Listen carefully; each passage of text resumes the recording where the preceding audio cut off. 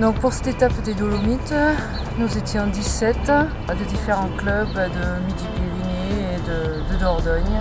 Donc on a commencé au refuge Oronzo, au sud des Tresime. Au refuge Oronzo, Tresime, c'était la foule, il y avait des gens partout. Et heureusement, en fait, en marchant un quart d'heure, 20 minutes, et en quittant le chemin principal, voilà, on a pu trouver un peu de calme. Et on a fait l'ascension d'un tout petit sommet qui s'appelle la Monte Sengea.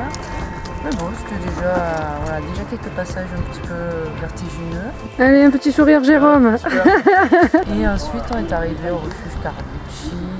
Io spero che a tutto il gruppo sia piaciuto la permanenza in questo rifugio. Questo è un vero rifugio alpino perché non c'è la teleferica e non c'è la strada. Le refuge, génial. Le repas, un repas de chef. Et voilà, on a attaqué donc le mardi la Strada degli Alpini. Donc en fait c'est une ancienne route creusée totalement dans le rocher à 2500 mètres d'altitude.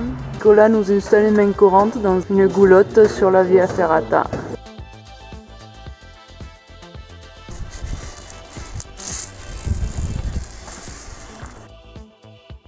Descente ensuite de 1200 mètres à peu près pour rejoindre le Tachus-Route. Nous sommes partis donc, du Tachus-Route et nous avons monté les 1000 mètres qui le séparent du refuge Locatelli, c'est le refuge des Tresime. Donc comme on avait fait les 1000 mètres de dénivelé en 2 heures, nous sommes partis faire les Via Ferrate qui sont sur un petit piton rocheux juste à côté du refuge. Donc la Via Ferrata moyenne, la Via degli Scaletti, des parties en escalade, enfin, impressionnant et intéressant, avec du gaz quand même. On rentrait dans une faille, on ressortait dans une fissure. C'était vraiment bien. En libre, ça aurait fait quoi? Ça l'aurait pas fait du tout. Et d'en haut, une vue à 360 sur tous les Dolomites de Sesco, les Tresime, le Croda del Toni, les Trescarperi. Et voilà, c'était le jeudi, et là, manque de bol, il a plu, il y avait du gros brouillard le matin. Et finalement, ce jour-là, nous, la petite cordée, nous avons quand même fait le Paterkoffel, donc la Via Ferrate, facile, sous la pluie, dans des conditions un peu humides.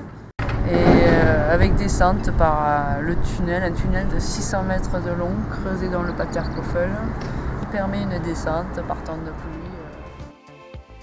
Comme on n'en avait jamais assez, on a décidé d'aller se faire la Via Ferrata de Cristallo. Cristallo est à 3200 mètres au-dessus de Cortina di Arezzo. Donc on a un peu triché parce qu'on est quand même monté en téléphérique jusqu'à 2900 mètres, jusqu'au refuge Lorenzi. Et là on a enchaîné donc la Via Ferrata Marino Bianchi. Donc une Via Ferrata super intéressante parce que déjà à 3000 mètres on sent bien l'altitude et puis il y avait vraiment des petits passages d'escalade, escalade en 3 voire 4 sur des passages, donc tout est très bien protégé. On a eu le bonheur d'être les premiers au sommet.